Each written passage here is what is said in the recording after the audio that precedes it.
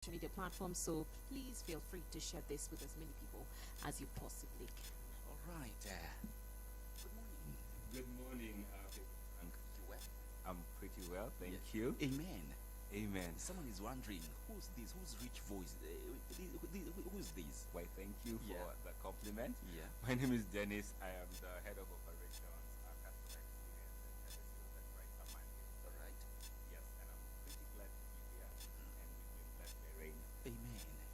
All right. We thank God for you. Thank you for creating time to be with us this morning on Corporate Hub. And just to begin with, there is much that has been happening this week. Matters customer service.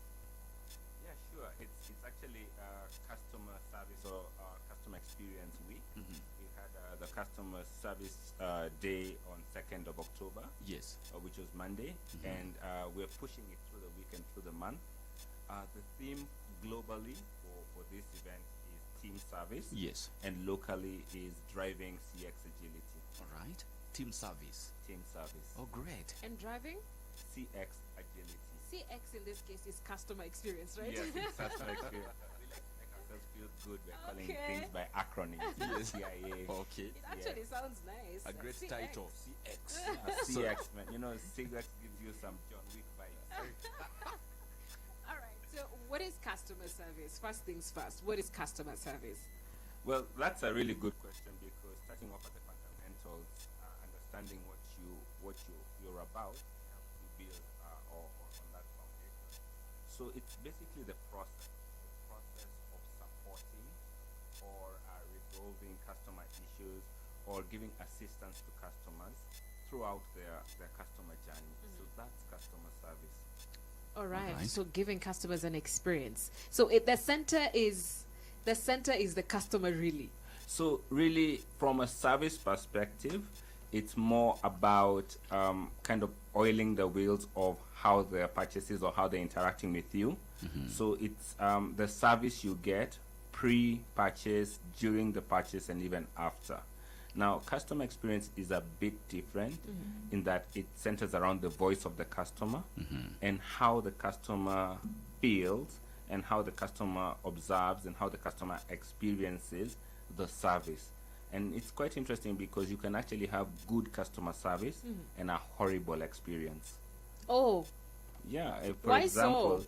let's say you are traveling in an airline and the service is pretty good. You are being given good service, they're on time, the hostess, they're serving you well, and then it lands in the wrong destination. Yeah, or it's actually a hijacked plane. So your overall experience will be horrible. But if you judge us by customer efficiency, response times, those metrics will be up off the roof. But your overall customer experience was not good. okay. Because the plane was late. So, Yeah, the Landed plane was in- not late. We just went to a landed- wrong destination. right. But I was served well. But you were served well. But the overall experience you had was not good. Your feelings, your emotions, the way you experienced them. Yeah. So, how do you marry the two? Okay, so how you marry the two is you think about always be customer obsessed. Think about what would the customer want, and what would you want if you were the customer, and empathy. And empathize, put yourself in the customer's shoes. You'll always give them the right service because you're treating them with respect, you're treating them with dignity, and you're not just thinking about the efficiency of the service. You're thinking about how are they feeling. I'll give you a very interesting example. When you go have your phone repaired, if the person fixes your phone in a record 5 seconds and then asks you for, let's say, 5,000 shillings, you might ask the person like, okay, how are you earning this amount of money in this short time? Yeah. But they kind of make a show of it, saying, I need to look for a part, this is difficult, because it's not the service. Also, service is maybe 60%. Your experience of the service also has a big percentage, and you might tip them or not based on your experience, but the net result would be the same across different shops. Yeah. Same with your garage. There's a mechanic you will trust because it gives you a good experience. but the service is similar. Yeah, so you need to balance the two in that instance. All right, so that's it. There is a common saying that says that customer is king. What do you think about that? In this era, I think, they say customer is king. They also say the customer is always right. So, personally, in my opinion, I think the customer is always right to choose you. After that, now the ball is in your court. It really depends on what experience you're giving them. Why? Because the customer is innocently walking in town. You're the ones who put together a company, you had memoranda, you signed up, you brought yourselves to market. So they will choose you based on what they perceive you are, and they are right in choosing you. So it's up to you to make that. So it's not necessarily that the customer will always be factually right or correct in everything, because customers do need guidance. It just means that you need to give them the respect and reciprocate the fact that they actually chose you. Yeah, so when you say the customer is right to choose you. After that, the ball is in your court. Okay, But do you think many a times that phrase has been misused to the point that Plenty, customers can plenty. even harass the service provider in the name of they are right? That's true. And again, it also depends a lot. Like, you can go into people who are irate. They get angry on the phones, they get angry when they call in, and usually it's not only about the issue to resolve. There's always something underlying. There's this saying that someone who's angry needs more love or something. Yeah, and it might not even be having to do with your own product. They probably just maybe woke up on the wrong side of the bed. So in that instance, are you taking it personal? No, because maybe you're in a call center. The call could have gone to anyone, but it came to you. So they're not raising their voice because it's you. They're raising their voice because you're the person they got. So again, if you think about customer being always right, it's not right about the features and benefits of your product, because you know the features and benefits of products kind of more than the customer. But they are right in stopping, seeing your sign and saying, Sharon, today it's you. Today it's you who I choose to serve me. And they've made that choice. So then again, expectations. Do you have expectations of your customer? Do you say the customer should have done this? The customer should know better than to offer such a low price. The customer should. When you find yourself saying what the customer should do, you need to kind of reevaluate slightly, because you came to market. So try to put the action on your side. So if the customer misunderstands the pricing, how can I communicate better? If the customer gives you the perception, that perception is absolutely right. They are right to perceive how they will. It's up to you to present your image in the way that. Yeah, so I know if I'm calling Hope FM, I know which song to request. Yeah, maybe I won't request an hour-long jazz song, which will last through the whole show, because of how you have presented yourself and how I view you.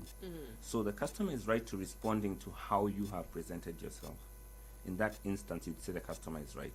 All right. Right. Okay. So what's the importance, of having like a department or a person that handles one's organization's customer experience? So it's not just important, it's critical. Because in business, we talk about the bottom line, we talk about revenues, we talk about things like that. But those only come once your product and service and people have aligned with the customer experience. So you're there not just to deliver a service, because there's so many similar services to what you're offering, but you're there to deliver an experience. That means you're empathetic to how the person feels, where they are. Are you giving the good information at the right time? Are you conscientious of what the customer is going through in life? Are you targeting the right person? So if you're just selling, for instance, you're just product focused, then you're going to lose as many customers as you make, because you're only going to have one experience with them. You only have one chance at a good impression. Yeah. So you need to have somebody and doing both the customer service, supporting the customer throughout the journey, and there are things we call moments of truth. So a moment of truth could be when you pay. So a lot of us give a lot of sunshine to our customers prior to paying. The moment they pay, like the curtains are drawn, na giza inaingia. Yeah, because now we've gotten. Yeah. And we do feel buyer's remorse. You've walked in town and then you buy like these wind-up toys or these shiny things, and then you reach home, you look at your spouse and they look at you like, what did you bring home? And your kids are like, yeah, I was then too clever. Yeah. But when it was in the shop, it was shiny, it looked nice, but nice not, and you get buyer's remorse. Yes. So that's a moment of truth when you buy. When the service is being delivered to you, it's a moment of truth. So understanding those moments of truth and being overly communicative at that point, letting them know, let's say you've paid, we've received the payment, and these are the next steps, and I will call you tomorrow at 2, and then you actually call them at 2. That really reassures them. You all get this anxiety of you pay and then there's a silence. Yeah. And then you wonder what's going on. So that's the importance of customer experience. It's actually quite critical because, again, companies that focus on their customer experience, they get benefits across. Remember that your customers are internal as well as external. So your stakeholders, your board, they're your customers. They're expecting something from you. Your employees, your staff, they're also your customers. So if you treat them the way you would want to be treated as a customer, they also treat their customers the same way. Otherwise, your brand is going to suffer, and end to end, you're going to lose in revenue, and you might even shut your doors. It's that critical. All right. That's an interesting perspective because many times the focus is on the customer as a person who's outside. I mean, the buyer or the consumer of the services. But now you're saying even those internally, the employees are customers. Yes, because for instance, what do internal customers want? Most people will say they want more money and more holidays, yeah? But in reality, they want a high challenge, a high manageable challenge, and high support. All right. And they want an enabling environment. They don't want their boss to be their friend. They want them to be firm and fair. All right. Because it would be awkward. Your CEO is calling you on Sundays, telling you, hey, come, we go. You're always like, is it a must I go? Can I refuse as a friend? But if the environment is enabling, then you do your best work. All right. You do your best work. And who are you going to do your best work with? Of course, with the business's customers. So understanding how are you feeling. Yeah. So for instance, maybe Sharon, you want to buy a car and you come to the yard and I show you a really nice sports car, like a 2-seater.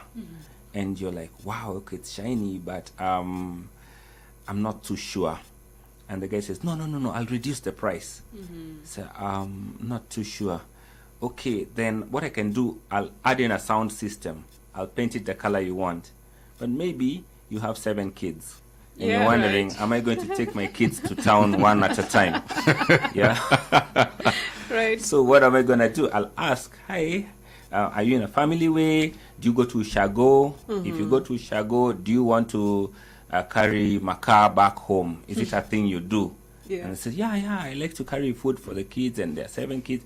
And suddenly, the car that would be brilliant for you starts showing up. Yeah. And I don't have to show you all the cars in the yard. I just need to understand your experience and understand that this is a big purchase. You might have saved for a year or 2 years or 3 years to make that purchase.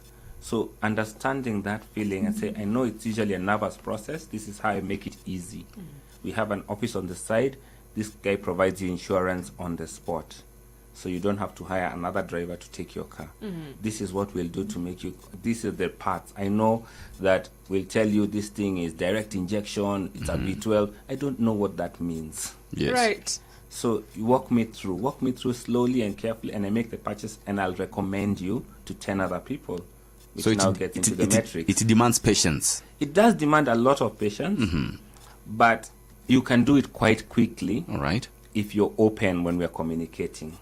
So in our lives, we kind of have a voice in our head. Maybe it's only me. Tell us about the voice. So when someone is talking to you, Yes. there's a voice in your head telling you the answer before they're done. Yeah. And therefore, you can either interrupt them or tell them what you think. So you should listen to answer. So you should just listen to them to completion. All right. It's called active listening, where you hear, you empathize, you think, and then you respond. All right. So that way, you're able to understand what is it that they want, but not what they want. What is their state at the moment? Yeah, what is their state at the moment? There's a big difference between a customer who walks into your shop to buy and someone who's noticed they're being followed in town and they've entered for security. Yeah. Yeah, so, yeah, understand, and you'll give them an experience that they will treasure and they'll remember. All right. Okay, thank you, Dennis. We'll take a very quick break, but we'll be back in a few. If you have a question or comment, 20933 is the SMS line. 0717-400-555 is our WhatsApp line as well. You can talk to us on our social media platforms at Hope FM Live. Hope FM, another quality service from Christ, is the Answer Ministry. We are gathered here today to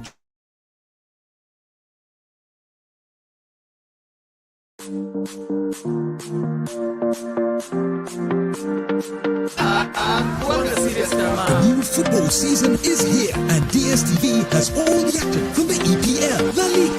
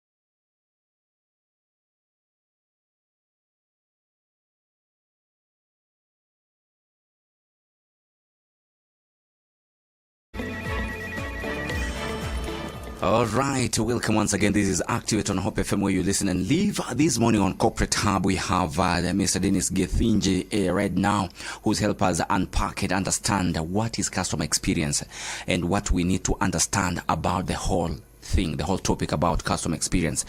So, Mr. Dennis, we've been talking about the critical aspect of having a customer experience department. Absolutely. Would you please let us know how can one, come up and set up a customer experience department? What are the most important things to consider?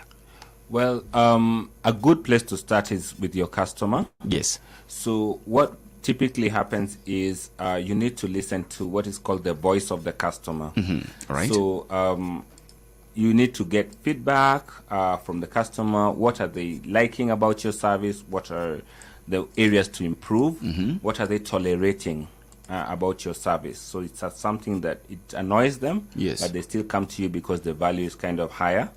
So then you need to start drawing what are called customer journey maps. Okay. So starting from where did you first come across this brand, and what was your feeling? What did you think that if your brand was a car, is it a Mercedes? Is it a Probox? Is it a RAV? And then they get a picture of it. So you start mapping the experience from there. Yes. What would they feel when they come across your billboards, your advertising material, and your people? Yes. And then next you move on.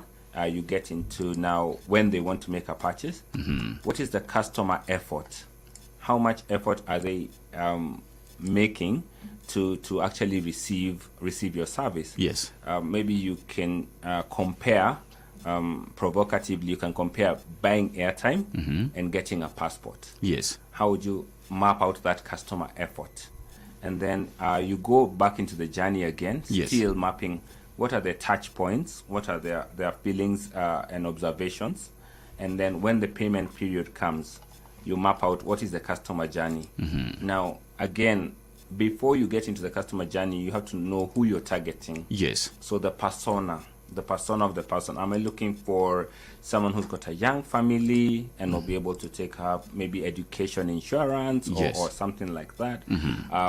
Is it somebody who we're targeting a PhD for a science course or anything like that, any role? So build your personas. Find out, is it a radio presenter?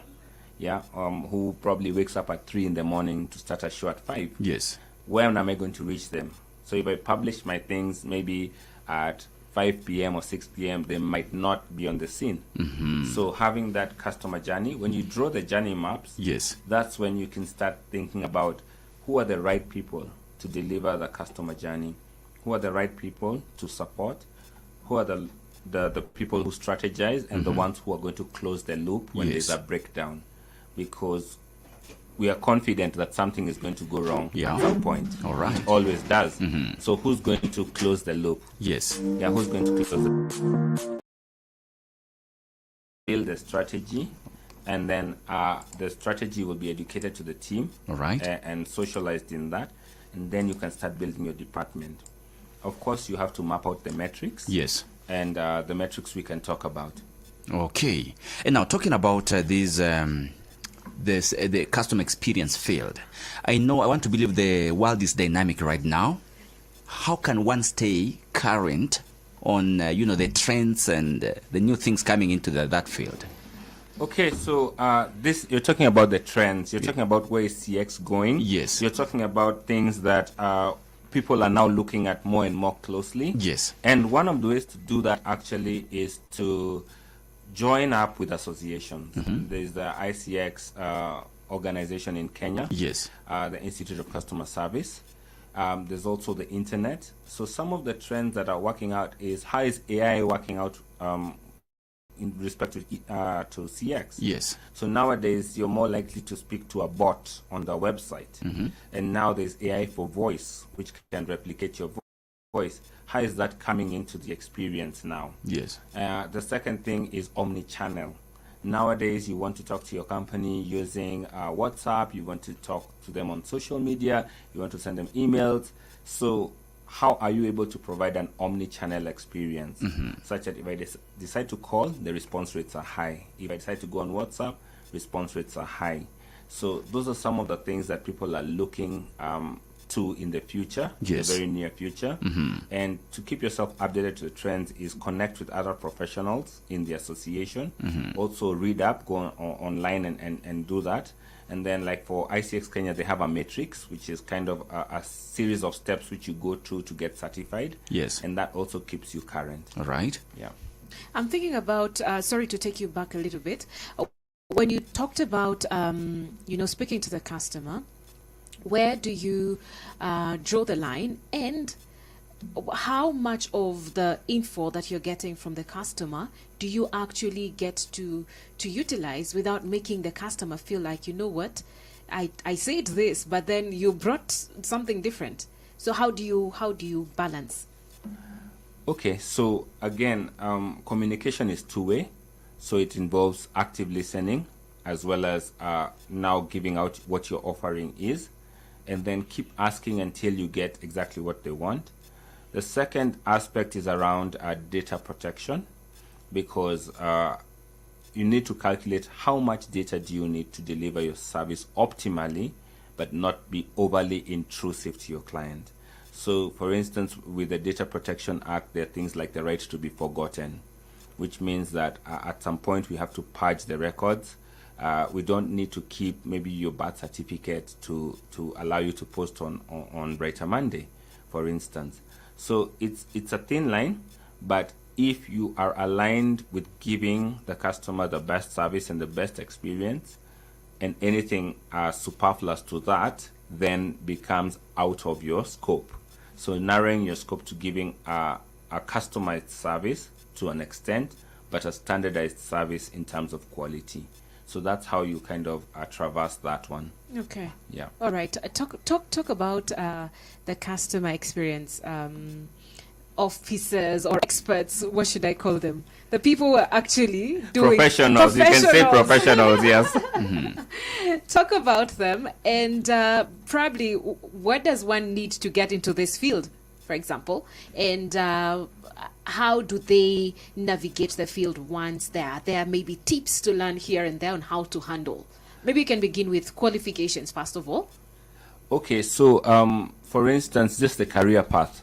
You can start off in customer service. Actually, you can start off in a lot of fields, and you're typically a CX advisor or a customer experience advisor. Then you'd branch in depending on whether you're technical or you're not technical. So if you're technical, you can go into analyst, and that means you learn data science and things like that, which you're able to now look at aspects globally, and then bring out the numbers and visualize them and tell a data story about CX. Or you can move into operations where you're looking at the metrics, for instance, schedule adherence and quality, and all the metrics that go before that, like fast call resolution, how speed of answer, who's going to be the longest delay in queue. So for instance, like if you go to a barber shop and you're number 10, they might be sorting people in 10 minutes each, but you're going to wait a whole hour because you're the last person in the queue. And what do we do with you? Meanwhile, are we going to let you just sit and wait? Do we give you a magazine? What will keep you engaged until your turn comes in? Things like that operationally. And then the third part is now when there's breakdowns, closing the loop, feedback, things like net promoter score. So a net promoter score essentially is the difference between people who are promoting you and detractors. So a promoter is someone who would give you a 9 or a 10 in the fact that they would recommend you to people in their sphere. A detractor would not recommend you or your services. So the difference between the promoters and detractors as a percentage becomes the net promoter score. So things like those, now you get into that. So so you can become a CX advisor, you can become a CX manager, director, analyst, but all these roles, even a CX developer or there's UX and UI, which is user experience. So centering around the customer, there are a bunch of roles that can be there, and that kind of opens up the sphere. All right. Yeah, but a good place to start is the Institute of CX in Kenya and also globally, and they do have a career path that they've mapped out. Great. Okay, just hold it right there. Let's take the business. We'll be back in a few. The Business Line. It's just business. Good morning. The Matatu Owners Association is set to country in the latest bid to curb road accidents, according to the Matatu Owners Association.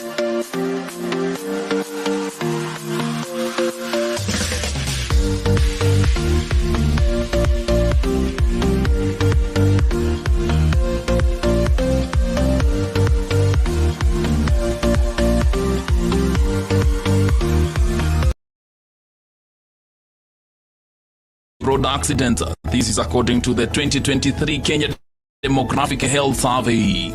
And the Central Bank of Kenya, CBK, expects that new dollar inflows from two development banks and the diaspora remittance are set to ease the pressure on the local currency within the next 2 months. The local currency has been on the losing streak against the US dollar for the better part of this year due to the debt servicing, especially on the dollar-dominant loans, a factor that has also depleted the country's forex reserves. CBK expects that the local currency, which has depreciated against the dollar since January this year, from an average of 123 shillings in January to 148 shillings this month, to ease by December when the dollar inflow are expected from multilateral lenders. The free fall of the local currency has also seen a decline in imports, especially equipment and machinery.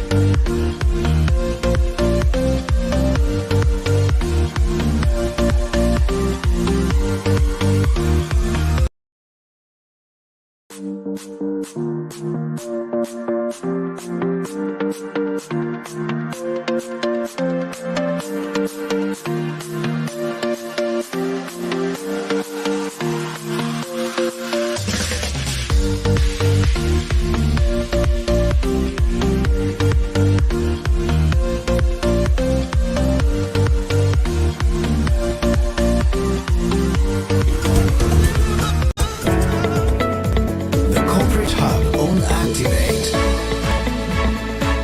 Your catalyst for economic growth. All right, just 8 minutes to the top of the hour. Just to continue with the discussion, just to, wind it up. Mr. Dennis, we're talking about the issue of customers who are angry, having to deal with them. How would you advise one to, stay in good relationship, good terms with them, and as well maintain their peace? Well, so it also depends on whether it's physical, they've actually come to your store. Yes. Or it's over the phone, or it's on chat, or any of the other channels. But one thing to remember, like I mentioned before, is that it's not personal. Yes. They're talking to the person on the other end of the line. The other thing is that there was some breakdown, either in the understanding of how you do your products and services, or there was a breakdown maybe in payment, or there was a breakdown in delivery, there was a breakdown somewhere. So being empathetic. So we say being empathetic is easy. So what does that mean? It means you empathize, and then you acknowledge that you've empathized. So I understand from your point of view why you would be feeling this way, and then trying to get a solution or a resolution. But this solution is your offering to them. So you're not going to force it down their throats. You'll try to get a yes and ask them if that solution works for them. That would be a way of managing objections and also irate customers. The other thing is that do not rise to their level. What that means is they're raising their voice. You should not raise your voice as well. Right. You should stay calm, and that also calms the situation. Another good tip I learned in the call center was try to call people by their names. So, Favored Frank and Sharon, I would speak to you with your name, because when you want to rise to violence, the first thing you remove from someone is their name. You've seen like tu, wewe. Yes. Exactly, because if you call someone by their name, there's a familiarity that calms them down. Yeah, so those are some of the things. Now, what do you do when you've had 100 of those calls? Yeah, so take a break. Yeah, take a walk. Connect with colleagues. Connect with your colleagues, because they empathize. They've gone through the same thing. Tell them, I'm not feeling so strong right now because I've just had a barrage of a tirade. Yeah, someone screaming blue murder at me. So yeah. that's a debriefing session. It's a formal debriefing session usually happens, but an informal one with your colleagues. Yes. Yeah, I say, that one was a bit hard. That kind of also calms you down and it gives you perspective, because they will tell you it's not the end of the world. It wasn't you they were talking to. Anybody else would have gotten it. And that calms you down. And then another thing is focus on the positive. Focus on the positive, because a customer who's complaining is actually a good thing. Why is it a good thing? It's because people complain when they want to stay with you. They try to rectify you. But the day they give up on you, they will not complain. Yes. They will just walk away. Yeah? All right. And they will not engage with you moving forward. But if I'm complaining, it means I have some hope in my heart that you are able to reform and change and improve my experience. All right. Yeah. Okay. Great. All right. Let's talk about some of the skills that these CX professionals need to have. Okay. So basically, some of the key skills would be communication skills. So you need to be able to communicate and speak in narratives. You need also to be able to write well. So verbal skills, critical thinking skills. So again, problem solving is a big thing, because you're going to have to close the loop, which means reach out, find out the feedback, resolve issues, and maintain the relationship. Emotional quotient, you need to have empathy as well, to be able to understand people from their point of view, and be able to, and that keeps long-term relationships. And for long-term relationships, you need good follow-up skills. Why? Because if you have 200 customers, you cannot commit all of them to memory. So you need to have a system in which you're being able to follow up with them consistently to give them a standard quality experience. And of course, patience. Yeah. Now, these are kind of the hard skills that you would need. Yeah. And then you need a lot of soft skills. You have to be a friendly and welcoming person. Yeah, these are not the skills for like a prison warder or someone in the special forces. Yes. Yeah, so you need to be attentive and listen very carefully to what is being said overtly. That means by voice. Yes. And also what's being said without being said, so to speak. Yeah. So if the person says, I'll consider your offer for eternity, it means they're going to consider your offer forever, which means they're never going to act, which means they're telling you goodbye. So what are they saying? What are they feeling as they're saying? You also need to be knowledgeable about your own products. Yeah, not just the features, but also the benefits and what someone stands to lose if they do not use that particular service. That means you should be a consumer of the service to understand the worth, the value. It's not a must that you be the consumer, because your own physical circumstance might prevent you. Yes. Like, for instance, Favored Frank, you might find yourself selling women's clothes. You're not necessarily going to be a consumer, but you need a deep understanding. That's right. You do need a deep understanding. Yes. And patience, yeah? Customers get frustrated and upset, and it's usually sometimes the last straw. So maybe tomorrow is your wedding day, the dress is not ready, yeah? And then somebody else brings in, the cateress is also not ready. They might put all that tirade on the cateress, whereas the real problem is that the dress is not ready, or the in-laws have not, they're not aligned. All right. Yeah. So and then the last thing is try to go the extra mile. Right. So in CX we say there's no traffic in the extra mile. You don't find jam in the extra mile because very few people go the extra mile. So learn as much as you can about your product, learn as much as you can about your customer, and also learn as much as you can about the future. All right. Yep. Thank you so much, Dennis. Allow me to quickly read some of the comments that we have here. This one says, nice discussion about customer service, but unfortunately, ground online sellers in Kenya do not understand that language. They are rude and arrogant and very good at editing what they sell at, to appease the customer.